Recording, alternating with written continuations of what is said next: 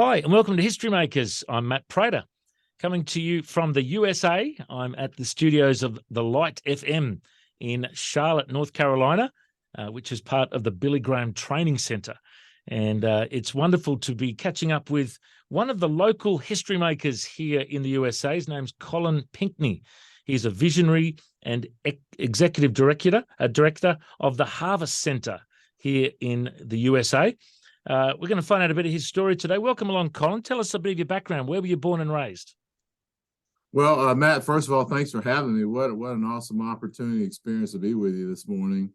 I was actually, though I live in Charlotte now, I was born in a town called Fort Campbell, Kentucky, which is a military town. My dad served 29 years in the armed forces, and I was born there, the seventh of 9 children. But I was raised in another military town called Fayetteville, North Carolina, Fort Bragg military base. It's where all the sort of first responders of the military are launched from. Whenever there's a military crisis in the world, they typically leave from Fort Bragg, and I grew up there around a lot of military families. And tell us a bit about your upbringing. Were you raised in a religious household? So it was a different kind of religion. Unfortunately, our family, my father, my parents separated when I was 8 years old. So a big part of my upbringing was in a sort of single parent household. And it was semi-religious. My mother did sort of access a faith life, a faith walk, if you will. In those days, we didn't have much understanding, but it was during that time that I personally made a decision to follow Christ out of the sort of the brokenness of my home. I can talk more about that if you like a little bit later. Yeah, well, I'm curious to know about your conversion experience because it's different for everyone. Yeah. Did your life change much after you came to Christ? First time, no, and that's interesting. There were my convergence to the Lord was really out of a broken heart. I was a 11-year-old little boy growing up in a home where there was no dad, and there was a lot of dysfunction. While my dad was in the home, he was a very dominant figure, military man, sergeant, commanded troops in Vietnam in the war, in the Korean Wars. He was a strong presence. So I had that visual, but when he left, there was a big void in my life. And I was the seventh of 9 children. And I remember how lonely I felt during those years after he left. And I remember one Wednesday afternoon, I recalled there were certain Wednesdays when we lived on the military base where we would go over to the local chapel, and they had a little kids church, and we would go there, and there was a little teacher there. And that particular Wednesday, I asked Mom, I said, Mom, can you take me to church? I wanted to go to church. I was feeling really melancholy that day. And Mom took me, must have been a 20-mile drive from where we used to live on the base to off the base. And she dropped me off by myself. I was 10, 11 years old. And I went to the kids' church that Wednesday evening. And I remember the teacher asking the question, telling the story of how God so loved the world that he gave his only begotten son, that whosoever believed would not perish but have eternal life. And I remember her asking this question, and this is what healed my heart, began the healing. She said, does anybody want to be loved like that? It was the love call that made me come to Jesus, because I was a little boy with a broken heart, longing for his dad, and that was the call to love. And from then until I left for college about 7 years later, there wasn't much change. Life stayed the same. Our family was still broken and dysfunctional. And I went away to college at a college called North Carolina State University in Raleigh, North Carolina. And there I really committed my life to the Lord at a local campus ministry. And that's when things started to change. Well, tell us a bit about the next step in your journey. So you're at college, you're getting on fire for God. What was the transition, for career into ministry? What kind of work did you do at the time after college? I got into restaurant and retail and hotel management. I spent years working with a big company with a big M on their logo. It taught me a lot about management and really steeped my heart for community work. That's why I realized now I got bit with the bug to really work in the community, not just spiritual work in the church, but really be in the community, making a difference. And I did that for several years and then transferred from there to another company with a big M on their logo in the hotel business, and where I met my wife. We met there and got married in 1997, and there were 6 kids that have come along, and celebrating soon. Our this year we'll celebrate our 28th year of marriage, our wedding anniversary this year. Oh, congratulations. And Thank I've you. read a little bit about your ministry. Tell us a bit about what you're currently doing. Our ministry is really a reconciling ministry. Our goal is to transform the lives of formerly homeless men, women, and families with children, to see them move to full, productive, independent living that includes permanent housing, life-sustainable work, and a connection to a community of faith.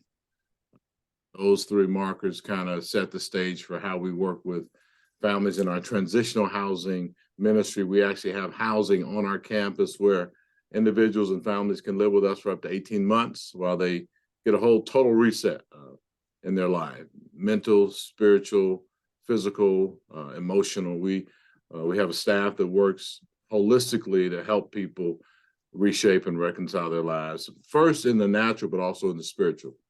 Ultimately, that's the ultimate transformation, to be reconciled to God, and that's our calling. I love that you've got a holistic approach. You know, there's a lot of ministries that give a hand out, but it sounds like you give a hand up as well. And Yeah. your lives transformed, hey? Yeah, that's surely it. I mean, our ministry was most informed by the work of the Chalmers Institute in Atlanta, Georgia, Stone Mountain, Georgia. There's a book they wrote years ago called When Helping Hurts.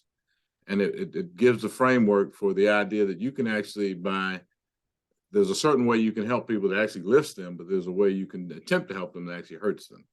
And the premise of that work is to be holistic, to empower people rather than to enable people. You know, it's the old adage, give a man a fish, he'll eat for a day. Teach him how to fish, he'll eat for a lifetime. And then we add to that and he'll help feed others. Well, it's awesome to hear about your ministry among the homeless. And I'm also curious to know about your chaplaincy role in basketball. Tell us about that. Yeah, I've been doing that for 19 years now, just having the time of my life. It's nothing I intended to do. It's sort of one of those unintended consequences that came as a result of knowing some of the right people at the right time. A good friend of mine, Dale Curry, invited me in about 19 years ago when the team came back to the city. And literally to sit and do Bible study with the players. And when we started, it was the male players and the female players, and even the cheerleaders were involved. But over the years, it's sort of just kind of got drawn back to just the players and the coaches. It's called the NBA Players Chapel Ministry, that was actually launched in the late 1970s by a guy named Bobby Jones and Julius Erving, Dr. J. They wanted to do Bible study when they played together with the old Philadelphia 76ers, and it's continued to this day. And now every NBA team has a chaplain. Some have 2.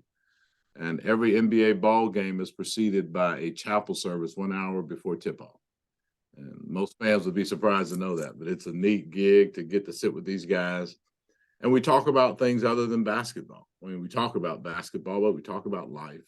We provide them sort of the emotional, spiritual support and care they need as they go through their careers and even after their careers.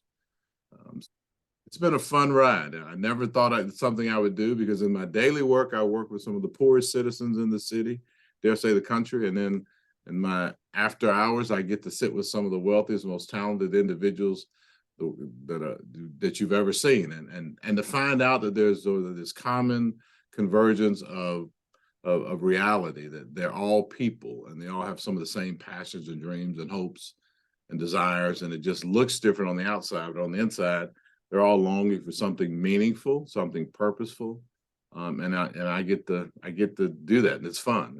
It's a blessing. And the team that you work with is the Charlotte Hornets, owned by Michael Jordan, one of my heroes growing up. Have you got to meet MJ? What's he like? I have. I tell you what, he is off camera, he's one of the most humble men you'd ever want to meet. I mean, the guy walks in such a level of humility. I can't imagine what it's like to be him, though, right? I mean, we have such expectations of him, but I think he carries it well. Very humble. He very much appreciates the chapel ministry. He encourages it for all the players. And he's a very generous man, very generous in our city, does a lot of great things for kids who are in need and healthcare and housing and education. He's just a great generous heart when he's off.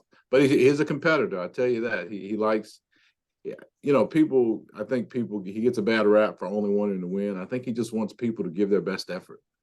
That's what I've learned from him. Just do your best. Put it all on the line. Live like there is no tomorrow. Play like this is the only game.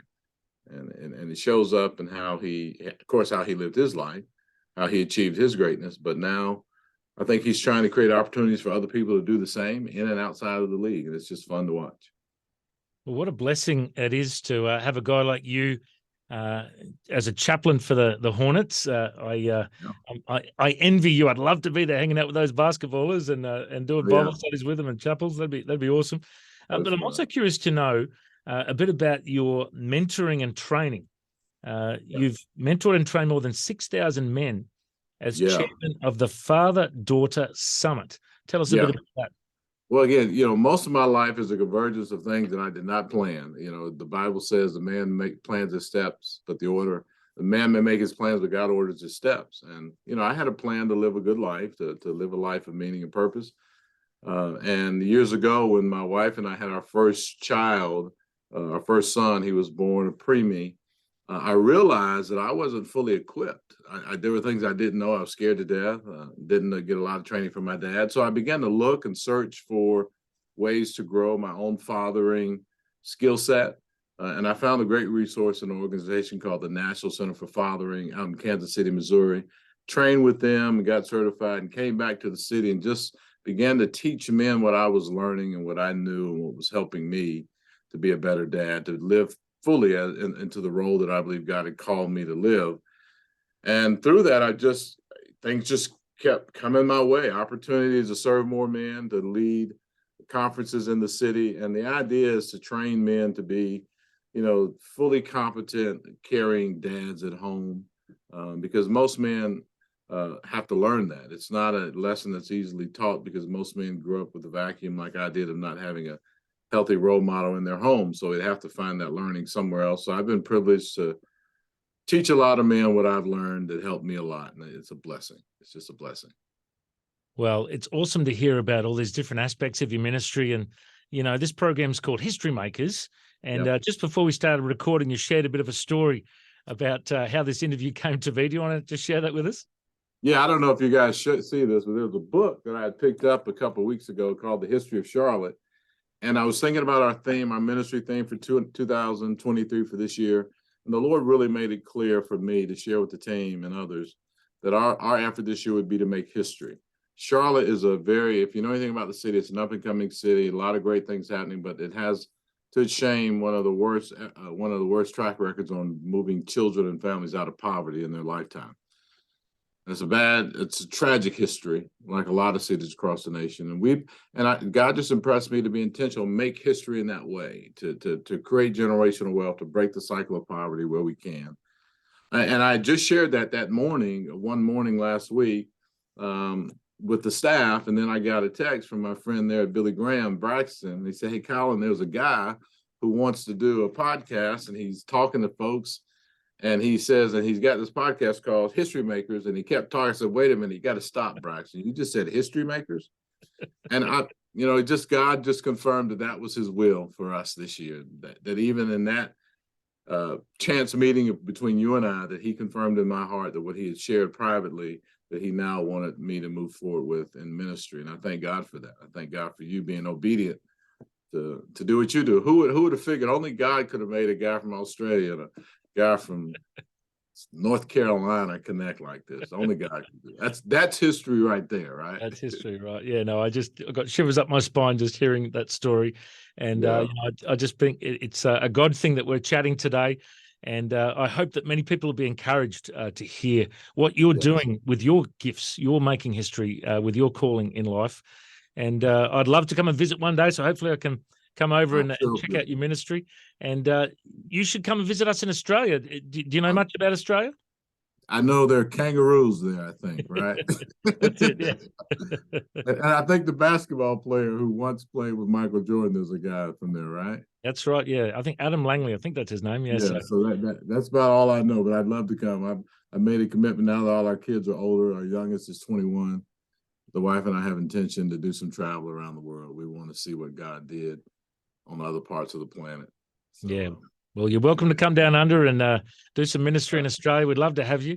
And it's been awesome to hear a bit about your ministry. If people want to find out more, what's the best website for them to go to? Our website, theharvestcenter.org, theharvestcenter.org. Great place to go. And check out our Facebook too, same name. Facebook is a little bit more up to date on what's happening day to day, but the website, you can find ways to connect with us there. Well, Colin, it's been awesome to catch up with you today, mate. I reckon you're a history maker. Thanks for joining us. Thank you for letting me make history with you. Thanks so much. God bless. Bless you. Bye-bye.